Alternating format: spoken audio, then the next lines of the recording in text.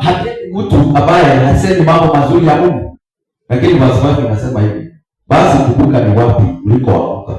Imagine kuacha first love ni kuanguka, ni kubwa.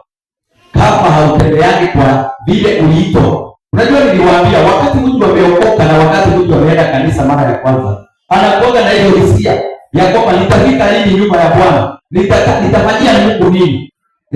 Hiyo ya kwanza ndio Mungu anasema ya kwamba ulianguka. Kwa hivyo verse 5 inasema, basi kumbuka ni wapi ulikoanguka, ukatubu, ukayafanya matendo ya kwanza.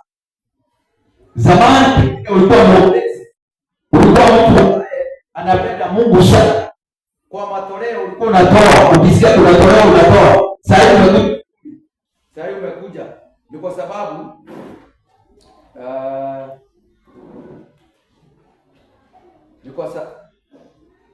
ni kwa sababu hawajui kabisa ulianguka. Na niliwaambia wale wanaangukaga ni wale kwa kanisani. Bali wanasema hivi, basi rudia matendo ya kwanza. Vile ulikuwa unakuja kanisa mapema, vile ulikuwa unapenda Mungu, vile ulikuwa unamwambia Mungu kama sio wewe sijui ningekuwa wapi. Lakini saa hii nasikia tu hautaki hata mambo ya Mungu. Kabla uende useme uliacha kanisa, lakini si Mungu uliacha, rudia upendo wa kwanza. Maana wengine wanasema hiyo ni upendo hawa watu tuwatafuta walikuwa kanisani. Walikuwa watu wanajitolea. Sasa hivi wanapita mpaka matoleo. Hawataki kanisa watu watoe kwa sababu waliacha upendo wa kwanza. Sasa Mungu anasema hivi, basi kumbuka ni watu ulikoanguka, ukatubu, ukafanya matendo ya kwanza, lakini usipofanya hivyo naja kwako. Just imagine, Mungu anakuja kwako, hauna dhambi nyingine, anakuja kwako akuondolee taa. Na nilisema bata nisome ndio nifafanue kidogo.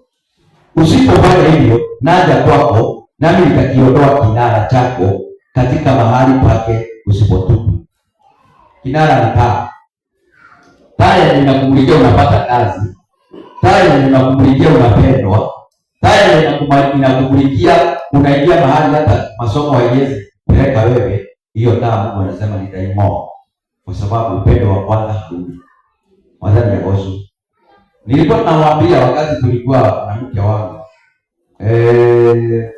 Na nimesema upendo wa kwanza ni kusema ya kwamba vile tulikuwa tunakaa zamani tukijua.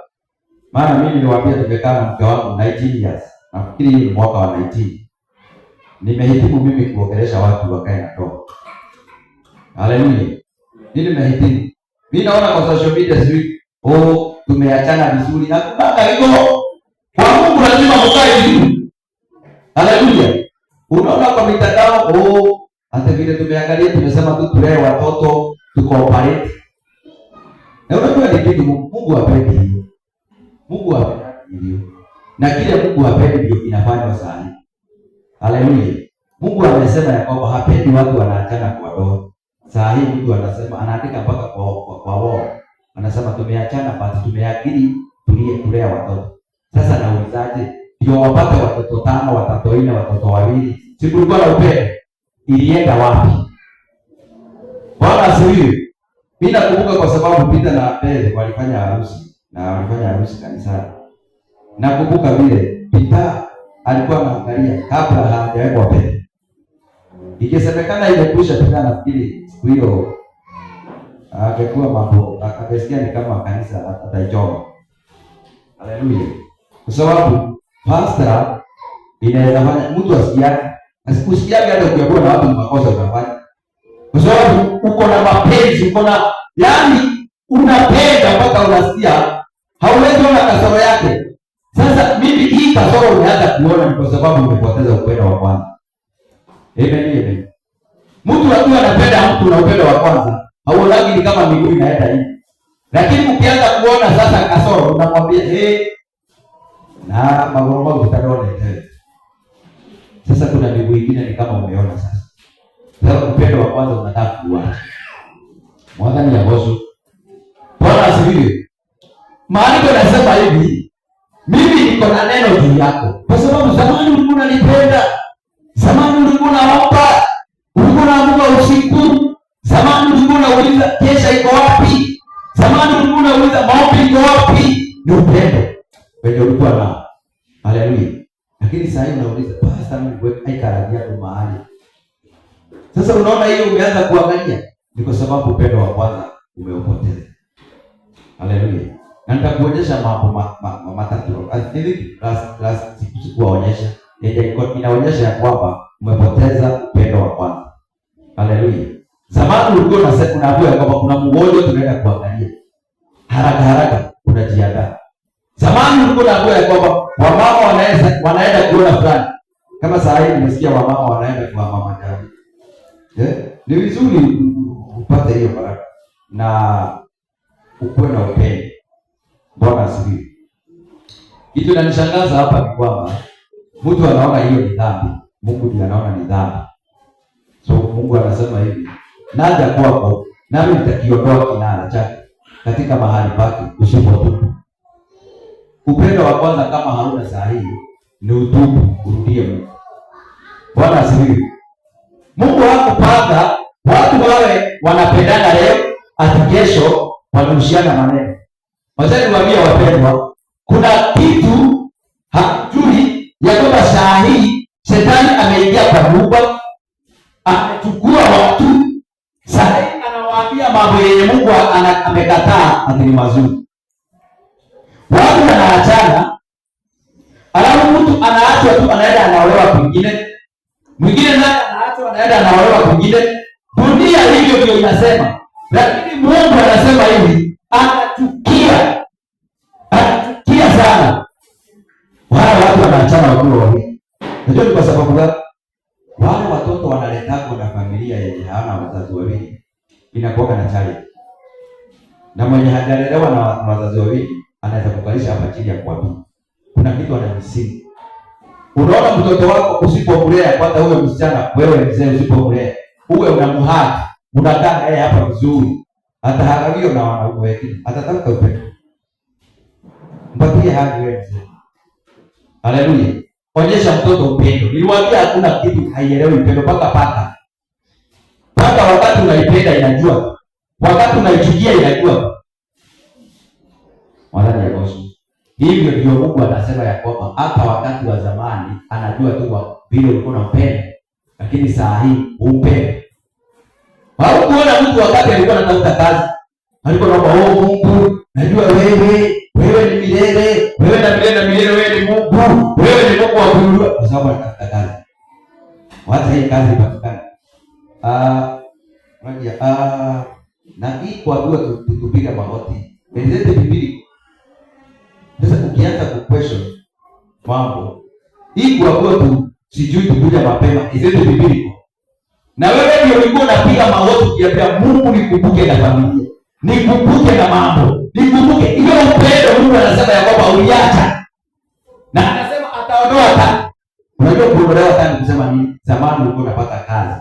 Sasa hivi kama unapapasa, haujui kazi hata iko wapi. Haujui hata ni wapi utapitia, haujui ni wapi utafanya upate kazi. Lakini zamani kupata kazi ilikuwa rahisi. Angalia ni wapi ndani ilizidi. Wadhani ya washo. Kwa sababu upendo wa kwanza hapa, sidhani kama kuna mtu hajaipendwa. Na wakati unaachwa unajua. Niliwaambia wale wanachukiana saa hii. Ukiona kuna text mtu anakuambia nitaongea baadaye, ndio tukorati. Ndio tuko. Nikuacha unaacha. Mtu anakupenda anatafuta time. Anatafuta time ili mkue na wakati na yeye. Haleluya. Lakini ukiona una text yeye, unaona kama sivile. Sasa unajua sasa sasa hivi tuko digital. Sasa hivi unaona unatuma message imepigwa puti. Na hakuna message nyingine, lakini unaona ameona. Na hata unaona ako online. Na hakuna kitu anakuambia. Lakini kweli wacha nikwambie hapo tembea pia. Ni kuacha unaachwa. Maana mtu ambaye anapenda mtu anapatia, anapata wakati, anapata hata pesa. Zamani ulikuwa unapatia mke wako, unamwangalia, lakini sasa unamwambia hakuna. Sasa unamwambia hakuna kwa sababu upendo wa kwanza hakuna. Haleluya. Hivyo ndivyo Mungu anauliza Zamani vile mlikuwa mnanitumikia, vile mlikuwa mnakuja kwangu, vile mlikuwa mnakuja maombi, ilienda wapi? Tuliachania wapi na sijawapatia bado? Wadhani ya Rosho. Kuna andiko nitasoma hapa. Tuko part 2 ya the first time. Kuna watu wako kanisani lakini waliacha Mungu. Unajua kuna kitu Mungu alikuwa ananiambia ya kwamba kuna wengine wananipenda lakini kwa midomo. Haleluya. Lakini ndani ya moyo wao hakuna kitu kama hiyo. Ndani ya roho. Zamani ulikuwa unapenda Mungu kwa moyo, mpaka akili zako zilikuwa zinalia Mungu. Kwa roho yako ilikuwa Mungu. Uliachania wapi? Mungu anasema rudia, na usipotubu itaondoa kinaa. Itaondoa taa. Utakuwa unapapasa vitu na uone ziko wapi. Utashindwa familia imefanya nini? Utashindwa ni nini haiendelei. Kwa sababu na wewe uliacha upendo wa kwanza. Ndani ya roho. Maandiko yanasema kwenye Proverbs 3:11. Tutaanza hapo. Proverbs. Na nimesema sika kamili. Ni kwa sababu niliongoza ibada. Na ndio nataka viongozi waongoza sababu mimi kiongoza. Mimi napenda maombi sana.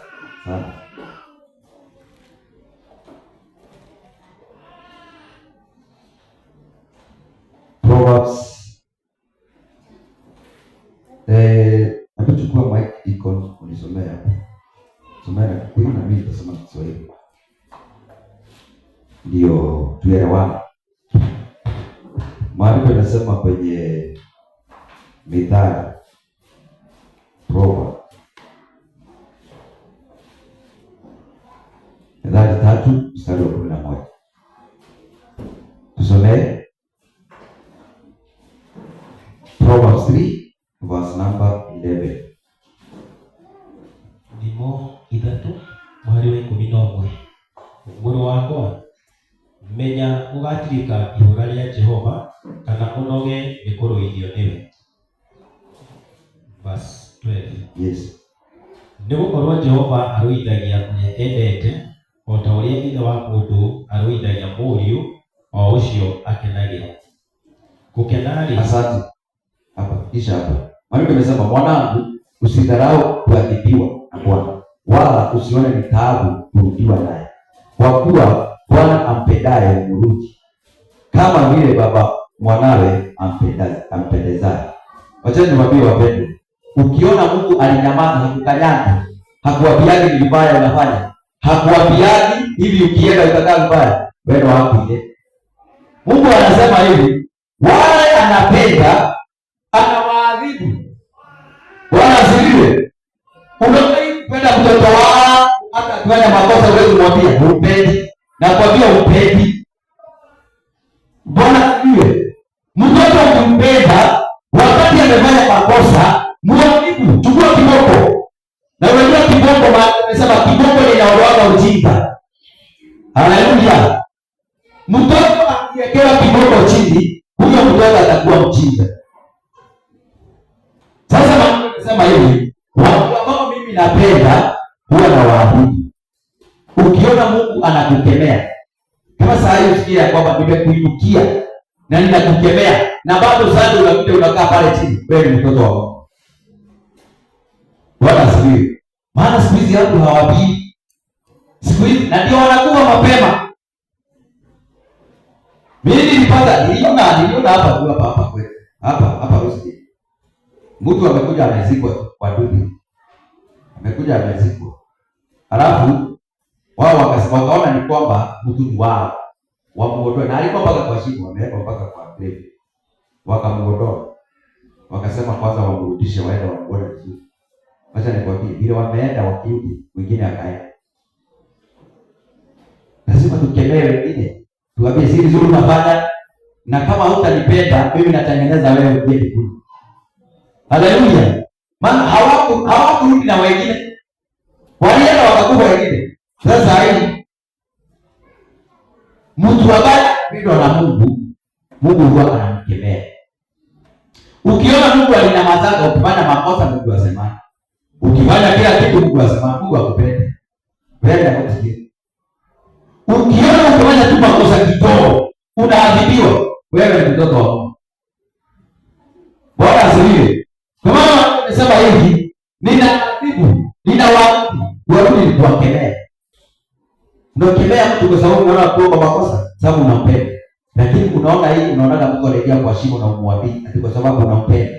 Ati siwezi mwambia, juu siwezi taka anichukie, wewe nichukie wewe. Lakini utakuja kunipenda baadaye. Haleluya. Ukipenda mtu lazima muongee kwa moyo. Ni kuingia unaingia kwa shimo. Mtu ukikanyaga papo utaanguka kwa sababu nakupenda. Sasa Mungu anasema hivi, mimi napenda, huwa nawakemea. Wadhani ya osho. Sasa mtu wako kaburi saa hii, mtu wako kwa kaburi saa hii, hawezi kemewa, hawezi ambiwa kitu, hawezi ambiwa anafanya makosa. Wewe huko hapo unaitwa rujara. Wewe ulikufa. Ulikufa sababu ukiambiwa unairukia mwenye anakuambia ni upendo wa Mungu. Ukiona upendo unasikia hapo na hapo ni kama siku inaenda vizuri. Kwa sababu unajua upendo.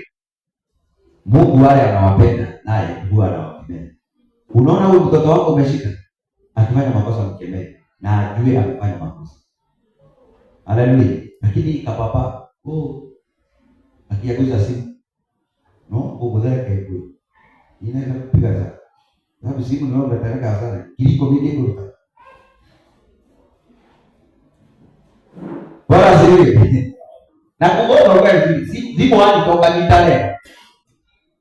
Sio nitaka kama kama zao zika vizuri. Haleluya. Lakini unajua sasa hivi watoto wanasema. Watoto wote wanasema kile watakula. Wewe tayari yakima. Mimi sio waenda kule hata mtu mtele. Tufanye kazi.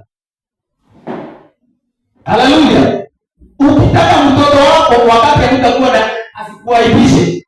Rudi yeye. Piga. Haleluya. Na hivyo ndio Mungu anatufanyia. Na ningependa kuangalia pale nyuma. Sijui kama kuna mtu ameangalia pale nyuma vile tunaendelea. Unaona? Tunaendelea vizuri. Tutaiweka leo Mungu ni mwaminifu. Haleluya. Na niseme hivi. Ukiona Mungu anaongea na wewe, umeenda, umetusi wala hata umelala. Kuna wengine hata wanalala kwa nipa. Unaenda unalala kwingine na unakuja tu unasema waabudiwa. Na Mungu akuuze. Wewe wako leo. Inafaa kutoka huko kwa nipa. Usikie mpaka utakufa kesho. Usipoona mchungaji utubu. Hautaelewa vizuri, lakini saa hii kwa sababu watu wanataka kujie. Wanajipeleka vile wanataka. Mungu amesema hivi, wale anapenda huwa anawapenda. Wadhani ya osho. Mungu ukiona anakwambia usiende mahali fulani, ni kwa sababu anakupenda. Sio kwa sababu mimi nakumbuka kuna wakati nilitiwa nyama na mahali waliniita, sitawaambia ni wapi. Lakini mahali walinipa, walikuwa wameekelea vitu zingine hapa. Wanatai. Unajua sasa kuna vitu zingine zinafanya ukue dunia hii. Sasa wamenitia chakula. Mimi wakati nilienda nikakaa tu chini hapo. Nikasikia huko tukokuka. Sio huku. Huku hapana. Mimi sio huku. Na nikasikia tu na hapo tu nitoke. Na nikasikia unajua Mungu akikupenda anakugoroa kwa hatari. Oruwa kule kuombea kiombo. Hiyo moyo wako penye umekausha, hata Mungu akinena hawezi kuongelea sababu umekauka. Na umekuwa mtu mkubwa mwenye afya. Haleluya. Sasa mimi nilikaa vile. Nyama ni kuiva inaiva pale. Nikasikia mimi nilitoka tu pole. Nilienda kuwapigia simu nikiwa pale. Kawaambia sasa. Imebidi sasa kwanza niondoke kidogo. Bwana asifiwe. Amen. Kwa sababu gani? Ndio nikawafundisha moja wakati chakula.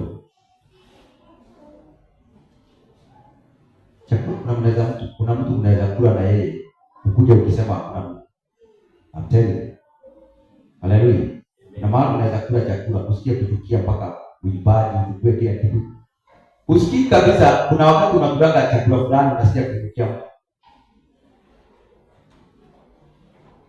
Nadhani ya kosa. Wacha niachane na hiyo lakini ya siku nyingine lazima Mungu kama anakupenda akwambie mahali kuna hatari. Ukijipata unajipata kwa hatari, menya hana kwa tayari na mwana. Kuna upendo uliacha. Unajipata tu mahali kuna hatari. Wewe unalea watoto. Unaweza taka mtoto wako aingie kwa hatari. Unamwambia hapo wewe, kwanza wale wanatembea. Mimi naona kale kama wanatembea saa hii. Naona kabisa maana kanaelekea kwa. Sasa nikubali kaaguke ndio. Na mimi naona Mungu maana anaonaga mbele. Mungu anajua miaka 30 mbele yako. Wewe unaona usi. Wewe unaona hapo dini inayoruhusu. Hiyo dini Mungu anaweza kutoa kwa hiyo dini. Kwa sababu anakupenda. Haleluya. Na ndio Mungu anataka ya kwamba tukae na upendo wa kwanza. Ili tunapoingia kwa hatari, atuwe yako bwana. Unaenda kununua zile vitu ziko na kesi. Ukienda bahati na kesi. Wadada ya Yesu. Mungu atusaidie sana. Nimalizie na mstari kwa hapa. Na ninajua tutabarikiwa. Sijui nimalizie na mstari gani lakini ni mengi. Nimesema ya kwamba ukiona uliacha upendo wa kwanza, kitu hauna ni taa. Namba 2. Siku sana nilisema about intimacy. Kuwa na kushikana. Upendo wa kwanza hauonagi hata mahali pa. Hata unaambiwa uende pa. Upendo wa kwanza unaonaga yani kila mahali ni hapa. Wewe uliza wale wamekidiana, uliza wale wako na ndoa. Walikuwa wanakawana wapi? Wewe ndio unaokuja kuulika. Weka ukulika. Upendo inaweza kutoa kule kulika, kupeleke. Unajua kusikia kuna mahali watu wanakaa na kampu kila wakati. Kaka kwa anajua kuna kampu. Unapata mtu wako na kampu. Ukipenda mtu huwezi ona kampu. Haleluya. Hii kwanza kuona kasoro ndio upendo wa kwanza uliacha. Hii kasoro unaona na ndio ile inatoka hiyo topico yake ni.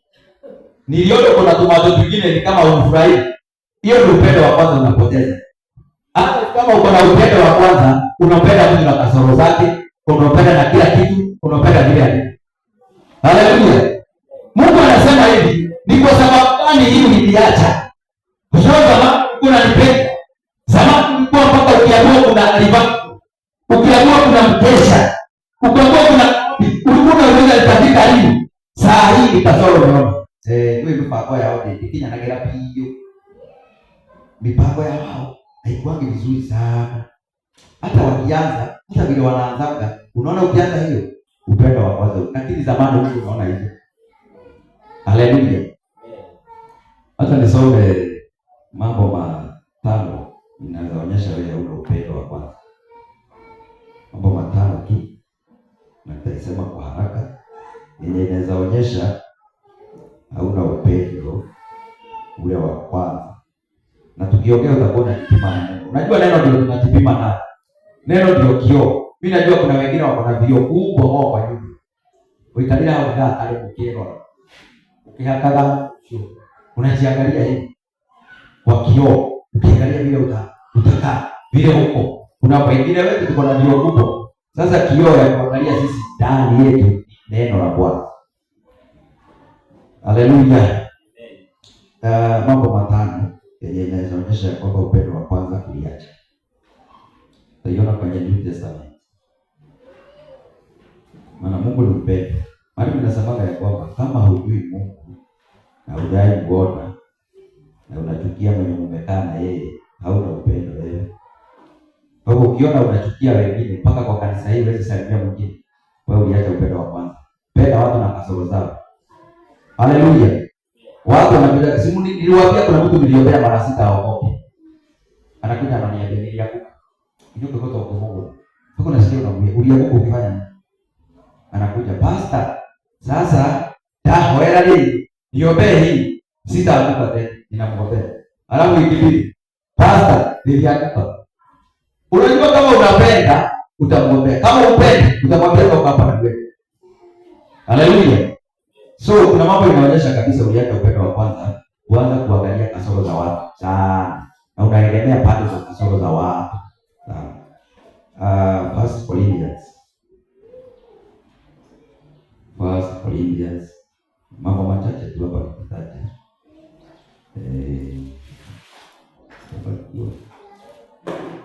Wacha nianze verse 1.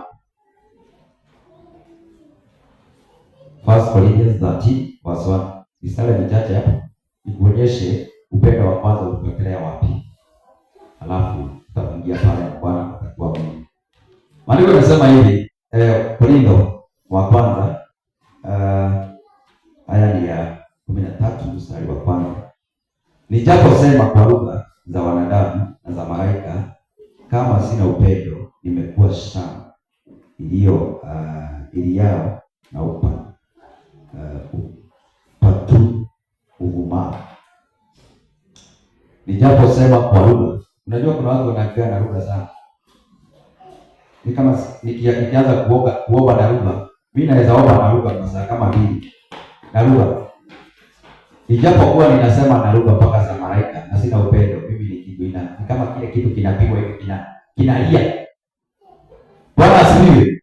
Ijapokuwa unaongea mpaka na lugha za malaika, unasikia haja uzuri malaika tuaje nake, Ujapokuwa unaongea mpaka na malaika na una upendo, wewe ni kitu kile. Ndio maana tunasema hivi.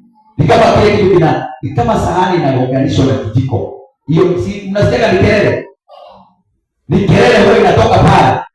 Wapendwa, ukiona kabisa wewe lugha za malaika, lugha za mbinguni, lugha za watu mpaka za watu. Najua ndio wewe kuna madio mpaka Kenya na lugha sia. Unasikia kijaruo hapo ndani ukipiga lugha. Kama mwingine tulienda maombi na nikasikia sasa amebadilishwa lugha. Mpaka sasa anaomba na lugha ya Kimasai. Mimi najua wengine wenu hamjafika hiyo leo. Lakini kuna leo unaweza fika unaongea na lugha zingine. Unasikia unaongea na lugha zingine. Bwana asifiwe. Nijapokuwa naongea lugha hizo zote na sina upendo, mimi ni kitu bure. Kitu umaki hiyo. Hata kama unapenda kila kitu. Hata kama wewe unaongeanga na lugha za ndani, na lugha za malaika, na lugha za wapi, na huna upendo. Maandiko imesema ya kwamba, basi imesema hivi. Tena nijapokuwa na unabii na kujua siri zote na maarifa yote, nijapokuwa na imani timilifu kiasi cha kuweka kuhamisha milima, kama sina upendo, mimi si kitu mimi. Bwana asifiwe. Yaani hata kama imani yako, unajua kuna watu wako na imani. Kuna mtu wako na imani ya hii kitu lazima itoke hapa, lazima inaondoka. Ukifanya hivyo na una upendo, wewe si kitu. Kwa hiyo imani si kusema ya kwamba unapenda. Imani si kusema ya kwamba wewe unarudia upendo wa kwanza. Kuwa na imani si kusema ya kwamba unatumikia Mungu. Kuwa na imani si kusema ya kwamba wewe ni wa mbinguni. Kuwa na imani ni ishara ya kwamba wewe ni mtu anaweza enda hiyo watu wengine. Lakini maandiko yamesema ijapokuwa hata mimi niko na imani. Imani ya kuponya kansa. Imani inaponya figo. Imani ya kuondoa milima na sina upendo, mimi si kitu. Imesema hivyo. Hata nikusomee verse 6 uone kama uliacha upendo wako. Ndio haya mambo yenye nitasema hapa. Mambo 5.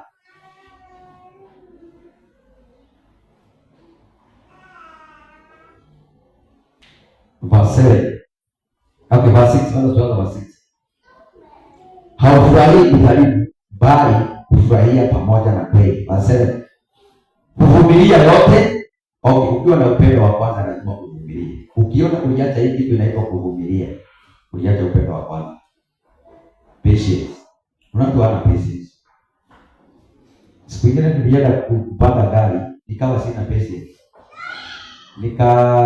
Angalia gari yenye inakuja kwa nini, nikaona sioni. Mimi unajua napitia njia pili. Nikaenda pale kote. Nikapata pale nao bao iko chini. Kukuja sasa kurudi kwa mahali nilikuwa, nikapata yenye ningepotea imejaa yenyewe. Yaani patience hatuna. Amen. Kuna watu wamepoteza hii na ndio maana hawapatani kitu. Kwa sababu kuvumilia hata uweze kuvumilia mwenzako kwa sababu kuna kitu wamekufanyia. Sasa hii nikukanyage tu na sikupenda nikukanyage. Unaniuliza kama sina macho. Kama itoka kwa wewe. Yaani ukiona kuvumilia ulikwisha kwako upendo wa kwanza ndio. Namba nyingine tu huamini yote. Ukiona sasa umeanza kuweka question kwa imani. Kanisa kama hii na unasomaga tu hapa lakini unaanza kuweka question. Upendo wa kwanza ndio. Lakini zamani ulikuwa unaipenda tu vile. Mimi nilikuwa naangalia clip nyingine tukiwa pale mpaka nikacheka. Tukiwa pale mahali kwa tunakodisha pale. Unajua niliona Bebe alikuwa amekaa hapo Bebe. Bebe nitakupigia hiyo picha. Bebe alikuwa amekaa pale Bebe. Na ukiona huku ni magunia.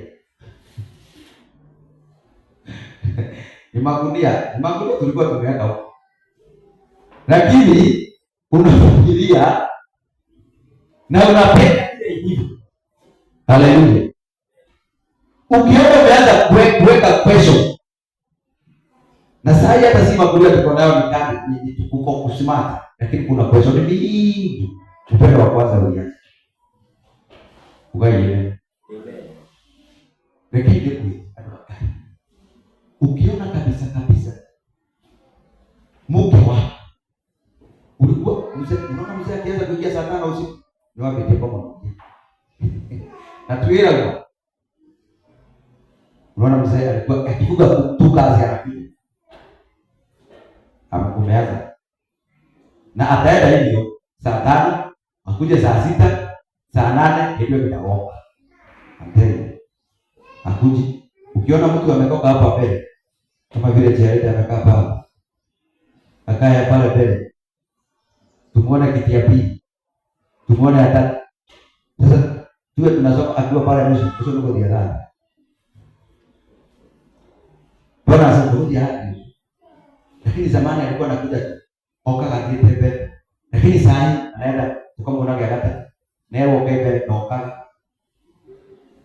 Hiyo upendo ni kwenda naye. Semeni amen. Bwana asifiwe. Upendo wa kwanza unavumilia. Namba 2 unaamini. Sijui kama ndio ninasema hivi ama. Basi kuvumilia yote, huamini yote. Yaani tukijua tukoona hapa tuseme kwamba kuna mtu atagonjeka kansa. Hakuna wazo inakwambia kwamba hakuna kitu kama hiyo. Bwana asifiwe. Tukiinua mikono tuseme hapa kama watu watapata kazi. Yaani naamini yote. Yaani ndio mikono na zamani kulikuwa hivyo. Lakini sasa hivi kuna question mingi. Hiki kitu tunaambiwa ni ya kweli. Hiki kitu tunaambiwa tuiwe mikono. Inakuwa gani tumeanza ku question. Na hii kitu ya kutoa. Haya hiyo ni mambo mawili. Namba 3, upendo haupungui neno wakati wowote. Upendo haupungui neno wakati wowote. Sijui inasemaje na Kikuyu hapo iko. Hiyo verse 8. Verse 8. Tuone namba 3, upendo wa kwanza. Ukiona haya mambo imeishia, ujue upendo wa kwanza. Mohali wenyanya. Wenda niguli hinde kunginatika no korwo ni urathire ucio ni ukeherio uthire. Verse 8. Hiyo ndio verse 8. Chani some sema. Wenda ni wikiragiriria maundu mothe na ugetiria maundu mothe. Yes. Na ukerigirira maundu mothe. Ona ugakiririria maundu mothe. Basi. Sasa upendo wa kwanza, upendo ule halisi, upendo ule mzuri, unavumilia. Ukiona kuvumilia sasa hiyo test ni kama mimi stakani hiyo. Sasa ukiona sasa uvumilie. Ndio upendo wa kwanza yake. Ukiona kwa kabisa hauna ile kutulia. Maandiko yanasema bali ukiwapo unabii utabatilika, ziwapo lugha zitakoma, yakiwepo maarifa yatabatilika. So mambo manne matano hapo ni kwa kusema ya kwamba unavumilia. Namba 2, unaamini yote, unastahimili. Kustahimili ni kusema ya kwamba kuna mambo naona kwa kweli, lakini wacha nivumilie, wacha niangalie, na ninajua itakuja kubadilika. Unajua ukipewa watu uongoze, watu wako na kasoro zao.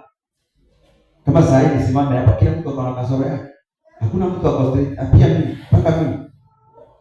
Unaweza pata niko na kasoro, lakini maana nasema ipenda kwa hiyo kasoro zote, vumilia.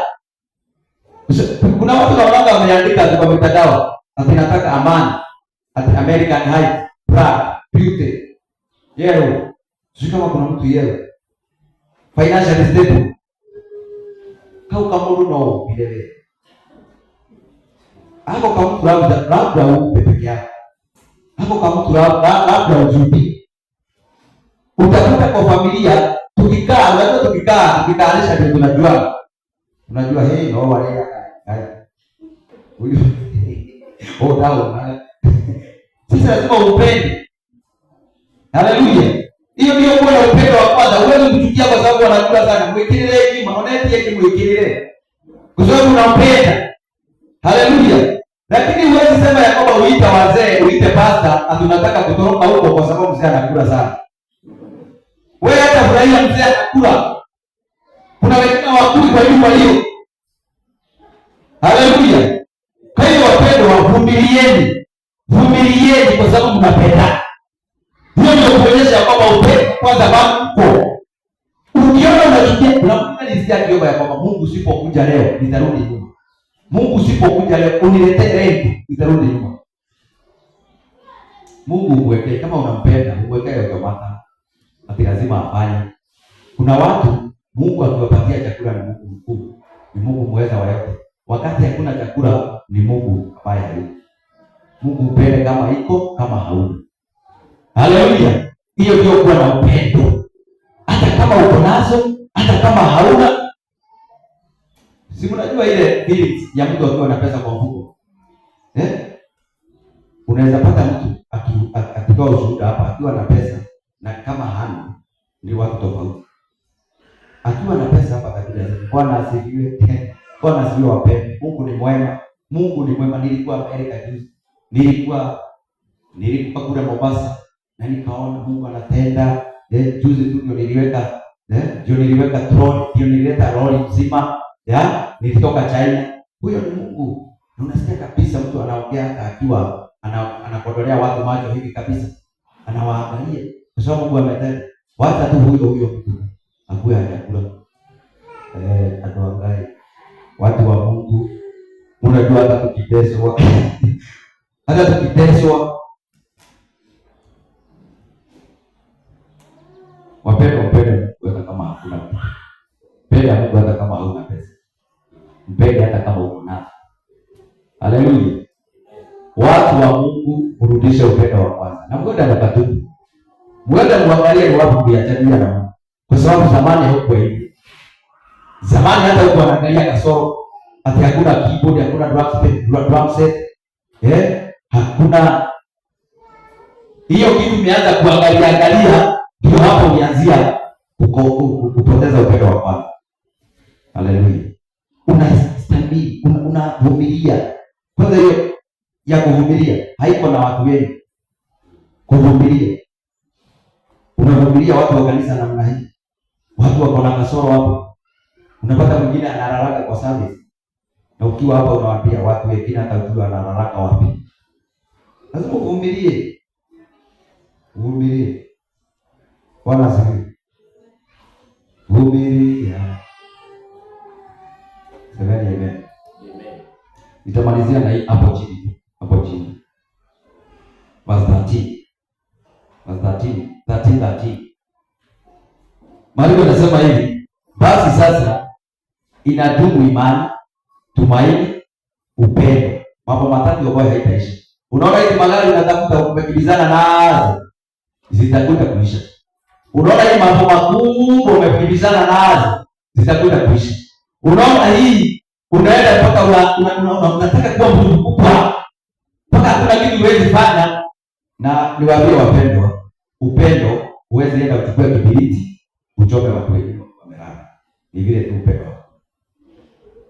Amen. Mimi nilishangaa na ni vizuri hata ukipeleka CCTV. Maana niliona inaokoa sasa hivi. Haleluya. Na wale walimu wako hapa mguuni kwa sababu una roho ina kama inarushwa. Na sijui ni kama kuna shida. Kuna shida. Kama kawa. Najua nilikuwa nimeona kitu imeandikwa. Na sijui kama sijui kunaendelea. Wewe ndio ndio.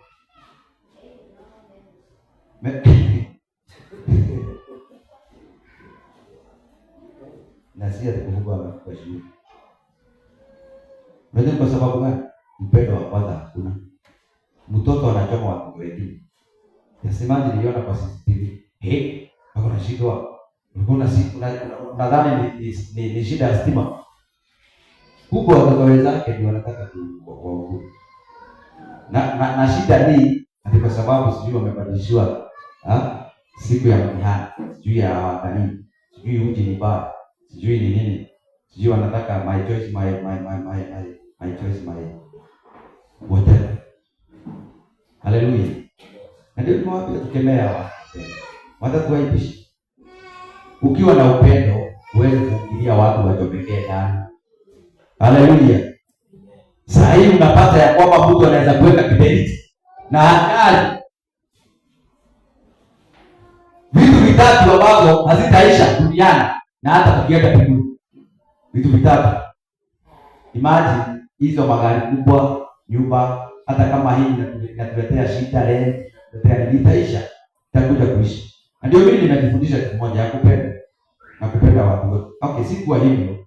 Nilikuwa tu nachukia watu vile unawachukia. Lakini nilikuja nikafanywa kazi na nikaona bila upendo hata huwezi ombea mtu apone. Bila upendo huwezi onyesha kitu ya mtu kizuri. Hebu enda kufanye example. Leo usiku uende ulale na umechukia mtu. Utaleta watu wanyoka. Utaleta watu wengine basi. Bwana asifiwe. Na ndio Mungu anataka tukae na upendo. Sasa upendo wa kwanza nimekusomea yale mambo inaonyesha ya kwamba umepoteza upendo wa kwanza. Sasa vitu vitatu ambazo zitadumu na the greatest one it is love. Maana nimesema hivi, basi sasa itadumu imani, tumaini, upendo na haya matatu.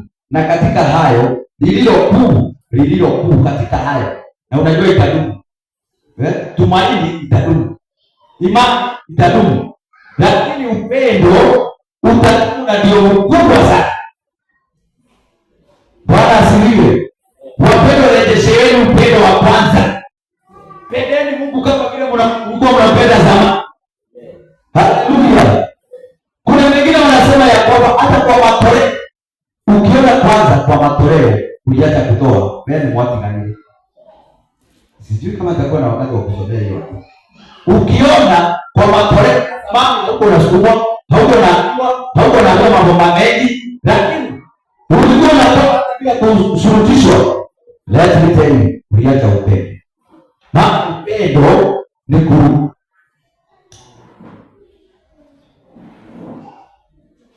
unavumilia. Na hiyo kuvumilia nafikiri ndio inasumbua sasa. Hatuna uvumilivu. Hatuvumilia. Bwana asifiwe. Nikipenda tusimame somo hilo lingine kwa tusimame. Amen na Biblia. Na wewe ndio unajipima ukajiangalia. Upendo nilipoteza wapi? Nilikuwa napenda Mungu hivi. Sasa ni kwa sababu nilipata kazi ndio simpende. Kwa sababu familia yangu hakuna mtu mgonjwa. Ndio hata sina upendo mwingi. Lakini maandiko yanasema hivi, kitu ambacho kitaisha ni upendo. Kwa hivyo exercise. Kama upendi watu wenye unakaa na wao, na mbinguni tutaenda kukaa na watu. Si unaona sasa mbinguni utabisi. Maana mbinguni tutakaa na watu. Haleluya. Kama kuna mtu kwa sana leo after hii baba, enda upigie simu ama text. Utasikia kuna vitu zimekuacha. Haleluya. Unajua mimi ndio nifike hapa nimekosea na watu wengi. Mpaka wengine wamekuja. Kwa hiyo miaka hapa tu wamekosea madhabahu. Lakini kama singekuwa na upendo, ningekuwa tunalaani kila mtu hapo. Bwana asifiwe. Wengine wamenikosea mpaka nilikuwa nakaa kwa maombi. Maana wamenipatia miezi 6 ili nikufe. Lakini nawapenda mpaka saa hii nikipatana nao nawapenda. Haleluya. Kuna milango wewe utazuilia yenye saa hii umetoa mzigo. Kama kuna mtu unasikia. Mpaka wengine wanakosana na wazazi. Wengine wanasema sistangu sitakake kumuona. Wengine wanasema hata sitakake kuona huyo wangu. Wengine wanasema kuna milango unajibu. I'm telling you. Maana tumesema kwenye Malaki.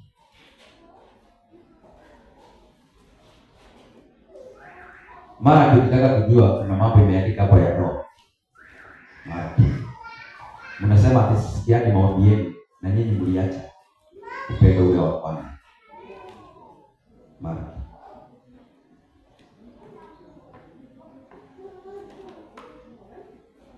Vizuri kusikia neno.